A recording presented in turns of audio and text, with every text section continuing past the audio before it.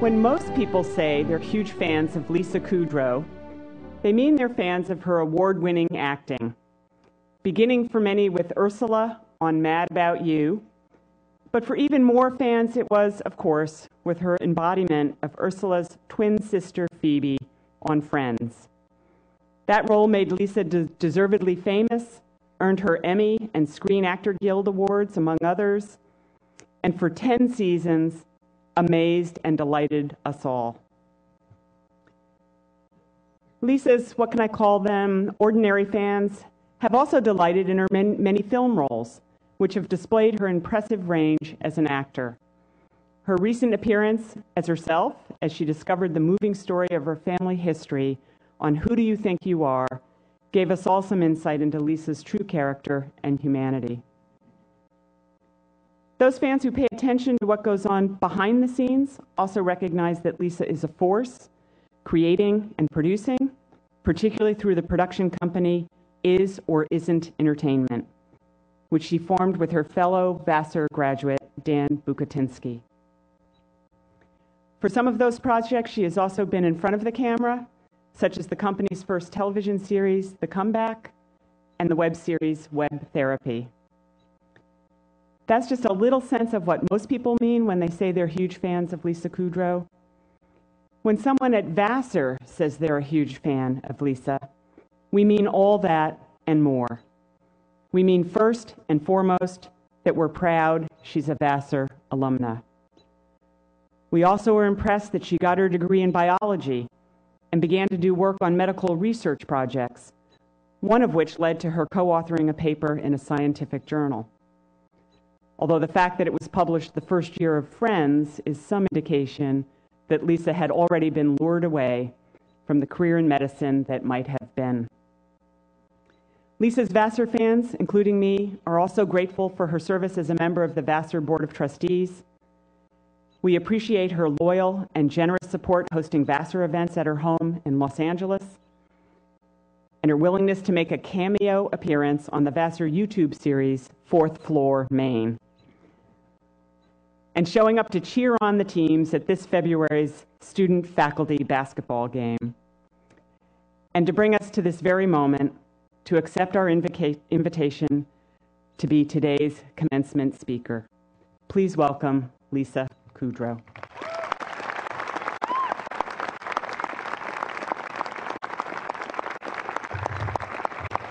Thank you. Thank you, President Hill, for inviting me to speak. And thank you, class of 2010, for not protesting. Seriously. I was wondering, of course, what I should say to you, because there are so many possibilities, you know, so I asked some of you, and by some I mean two, who I happened to see in passing, you know, because that was convenient for me. Well, I couldn't ask every one of you. You know, it's not like there's some kind of social network wherein I could communicate with such a large number of people at once. That's a joke, because there is. It's called the internet. They actually were the ones laughing, not you. No, I did actually hear from a little more than two of you that because I went here, you wanted to know about my experience after graduating. And I understand that, because the 20s are that time in your life when, this is not a joke, they are that time in your life when you're really getting acquainted to your own adult self and seeing how you respond to self-doubt when there's so much seemingly at stake. So let me reassure you, it's not supposed to be easy, but it doesn't have to be torture. You're supposed to have moments of uncertainty about which path to take, because the 20s are full of crossroads. So back to me. Yes, I sat exactly where you're sitting exactly 25 years ago. Pause for noises of disbelief. Thank you. Oh, well, it was 25 years ago. I know, it's hard to believe. And Governor Mario Cuomo was our speaker. I had been up all night, so I was drifting in and out of consciousness, like that guy with the sunglasses. And I don't remember much, but I do remember at one point, Governor Cuomo told us to look around at our classmates. The idea was to really take in these people we've just had this very meaningful experience with for 4 important years of our lives. So you can go ahead and do that now if you want to.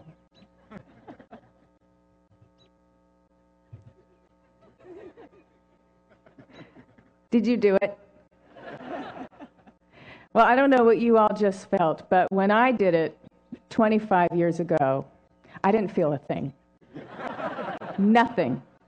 I thought, yeah, okay, I probably won't remember most of these people, and a lot of things that happened over the past 4 years will fade away, and that's all right, because that's the way it goes. So I went back to sleep. I know, I'm a little cold, I've been told. Then I thought, oh, but you know what? I am going to miss seeing that guy I see around, Stephen, the mug manager, who dances well. I really won't ever see him again? That's weird. Well, all right, we'll try to remember him. Now, we weren't even close friends. He was just a guy I'd run into on campus. And as we'd exchange, how are yous, he'd say, oh, God, I've got like 7 papers and 3 tests all within the next 4 days. And I'd say, oh, God. And he'd say, yeah. Okay, well, bye. I thought it a little odd that the only thing I'd be missing was bumping into cool Stephen, the mug manager, who danced well and worked hard, but that was it.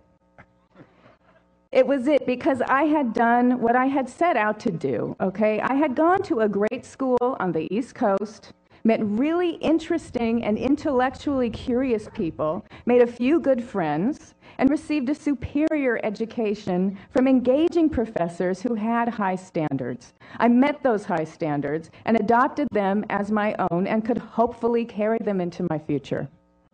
I wasn't in the mood to look back and be sad over what I might miss later.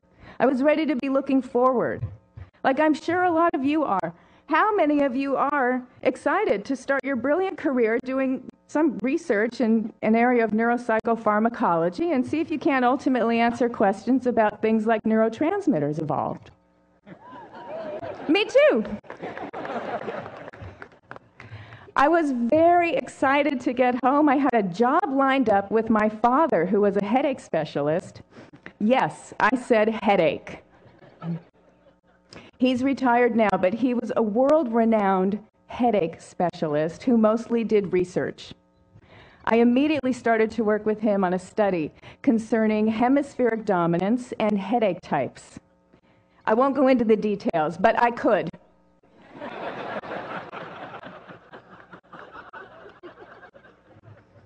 The important thing was that I was on my way to getting published, then on to a graduate program at whichever very impressive university accepted me. 6 months after graduation, I dumped that plan and decided to become an actress. Then I was cast on the show Friends, and now I'm here. Any questions? Okay, how did I go from biology major to actress? That is the one question I'm asked most frequently. Okay, when I was a kid, yes, I did. I wanted to be an actress. But when I took biology in high school, I was hooked. The biological theories I learned to me were the height of creativity. So I pursued my passion for biology and wherever that would lead me. I had nothing to do with acting while in high school, nor while at Vassar. I was never in a play. I don't think really saw a play. I wasn't interested in the least, not the least. Then during my senior year, I was at Vassar. Oh no, but I was home for spring break. I was driving around LA, and I heard a promo for a sitcom on the radio. They'd play their best joke from the show, and I remember hearing in my head, "Oh God, that's not funny. Oh, they punched that joke too hard. Just throw it away. Lisa, remember to throw it away when you do it." Why do I need to remember to throw a joke away? I don't need to remember that. So I dismissed it until after I graduated and was happily doing research with my father at the headache clinic. And it happened again and again and again. I'd be watching a sitcom and I'd hear myself saying, "Oh God, no, don't do that. Don't do that comedy walk thing like those sitcom actresses do." Yeah, it really got relentless. So I entertained the idea of being an actress, then moved to justify the idea with, you're 22, you have no mortgage, no husband and kids, no responsibilities. You have to do this acting thing now, right now. I'm so sorry, but you have to. By November of 1985, I declared that I would pursue acting. My parents and family were thrilled for me. Truly. And that was the first and most important, wonderful show of support I got. Parents were thrilled, parents. They were supportive and thrilled.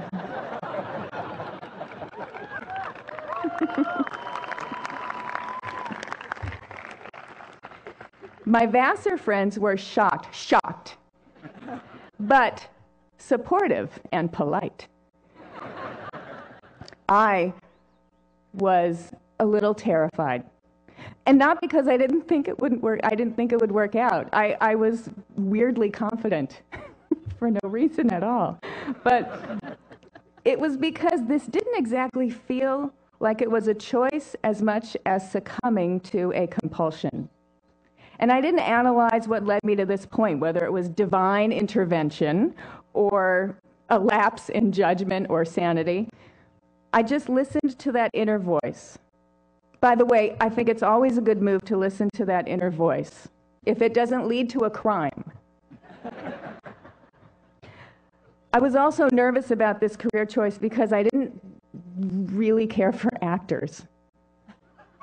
But my only point of reference was I had seen them on talk shows, okay, and they always seemed so affected picking a cause of the month as if it's not about them at all. And, they'd say, "Please, please, please save the planet as a favor to me. I'll love you for it. I really will." So I couldn't. And I thought, well, how do I hold on to who I am if I'm trying to become one of them? I don't want to turn into an actress. Well, that's a problem, okay? As in most pursuits, oneself is one of the biggest hurdles to get over. You can't pursue something and be committed to it if you're apologizing for it at every party, which I did for a while. I started to learn. I learned you have to surrender to the fact that, yes, you are one of too many in a highly competitive field where it is difficult to stand out. For now, over time, through your work, you will demonstrate who you are and what you bring to the field.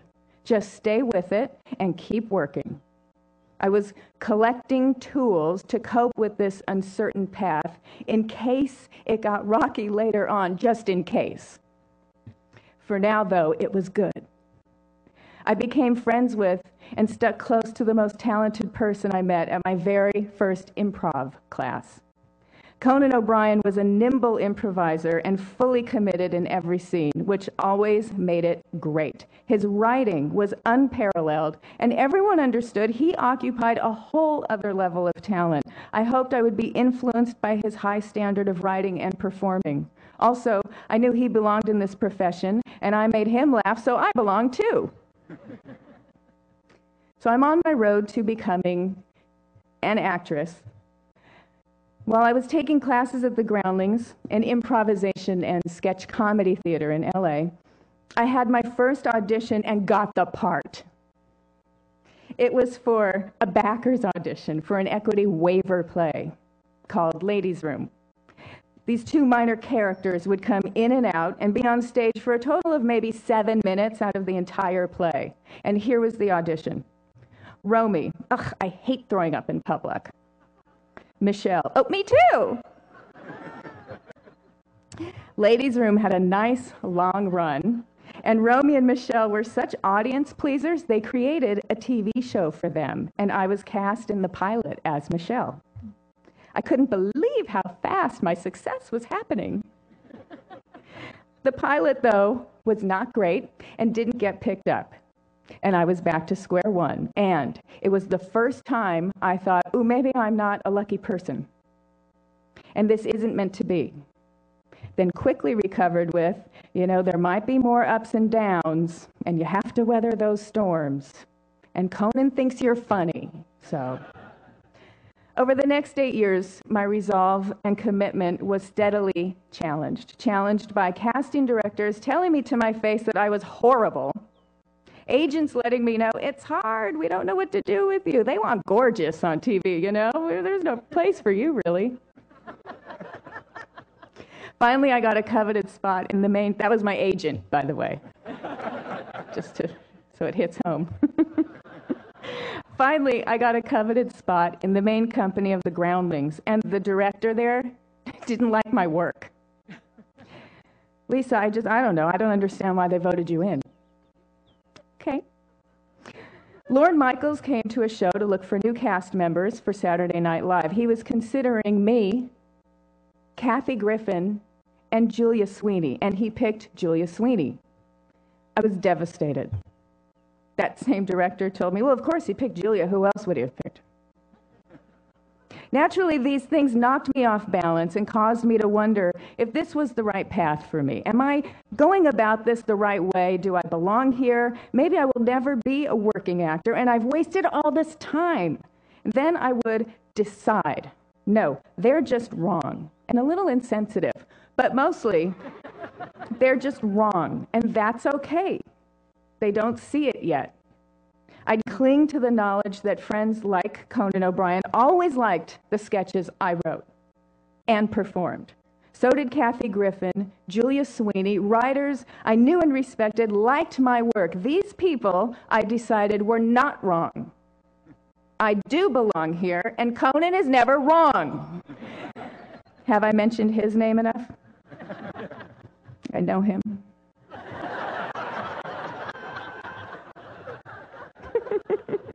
It counts with them. Yeah, okay. Okay. That's what I would tell myself, to keep those moments of doubts only moments. And it worked. I kept going. Then it all changed. I got cast as a series regular on a show that I knew would run forever and be very well written. Jim Burrows was directing, and that's a big deal. He had directed and produced Cheers, Taxi, everything good. I was set. I was done. No more guest starring roles when you're not really part of the show because you're just there for the week. I was done worrying. I get to do what I love on the best show ever. After 2 days of rehearsal, I got fired.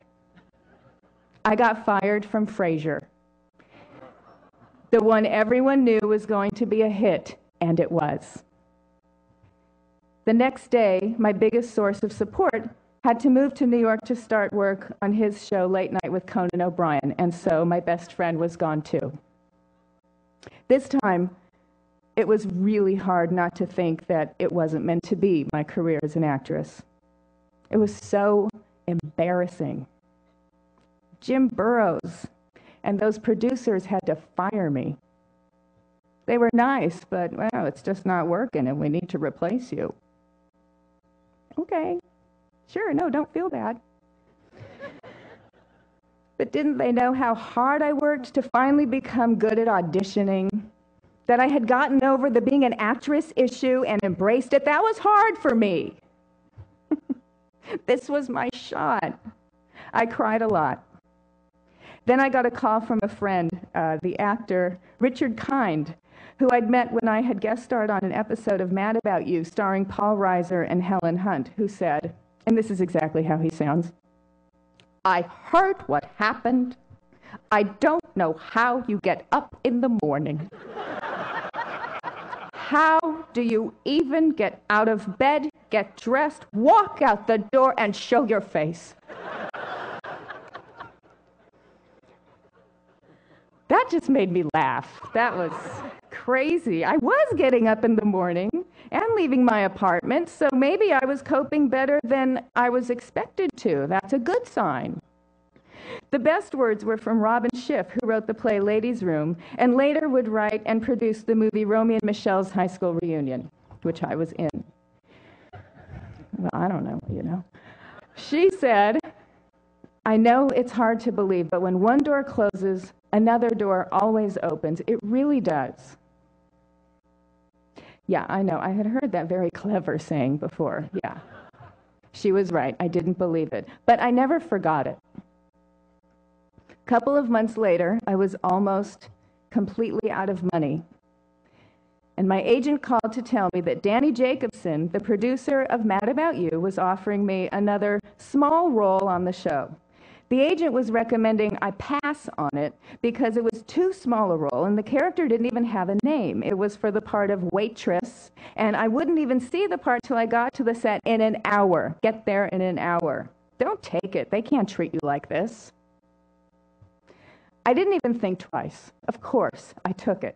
Whatever it is, I'll make it funny. I'll listen and respond and make it funny. By the second day, Danny Jacobson asked if I would be okay with being written into at least 5 more shows throughout the season. I told him I was okay with that. Some people thought I was funny as the waitress, ultimately named Ursula, on Mad About You. One of them was one of their talented writers named Jeffrey Cleric. Jeffrey's boyfriend was named David Crane, who recommended I come in to read for his new show about 6 20-somethings who lived in New York and hung out at a coffee house. After many auditions, I was the second person cast in the pilot called Friends Like Us, which would later be changed to Friends. Jim Burrows also directed this pilot and the first 10 episodes of Friends. One day, the 6 of us were talking with Jimmy, exchanging the time I got fired stories. And Jimmy told them mine.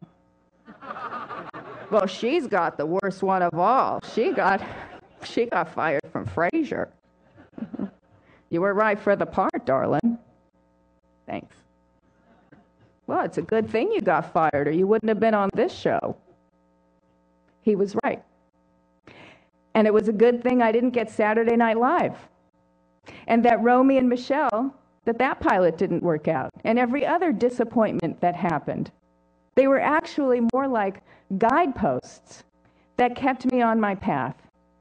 Oh, and after I got fired from Frasier, I went to a birthday party, and feeling like I had nothing at all to lose, I flirted with a guy who was way out of my league. We dated, and on Thursday, Michelle and I will have been married for 15 years.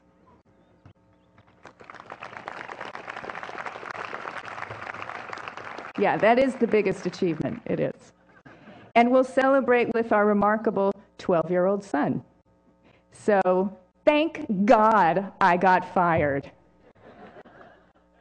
Maybe there is a reason for everything. I think there is. When I was sitting where you are today, 25 years ago, and I thought, how I'm not really going to miss Vassar, maybe it's not because I'm made of stone. Thank you. I thought it was funny, too. Maybe it's because, deep down, I knew Vassar would never leave me. My producing partner and one of my best friends is Dan Bukatinsky, Vassar class of '87. I didn't know him while I was here. But when you need to creatively partner with someone who shares your high standards, it turns out to be a Vassar guy. No, Vassar has stayed with me because I carried those high standards that were nurtured in me here all along the way. I knew what was good, and that's what I did and will always try to achieve. Good work. Even if the network cancels my show, I know it's good work, and I'm proud of it. Even when people looked at me with pity, as they'd say, "You have a web series? Oh." I know it's good work, and I'm proud of it. you have a BBC series that's a historical documentary show on genealogy on NBC? Yes. Really? For American audiences? They won't like that. I think they will, because it's good. And they do. And maybe I wasn't sad to leave Vassar, because on some level, I knew I'd be back 3 times a year at the Board of Trustees meetings. And one last thing. When I was invited to be on the board, I was nervous, because it was the first meeting and I wouldn't know anybody. And then I saw there was another person from the class of '85, attorney Stephen Hankins, who was Stephen, the cool mug manager who danced well.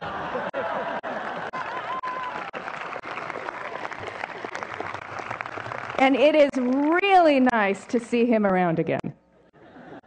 I truly wish you all the best in whatever it is that you want. Thank you.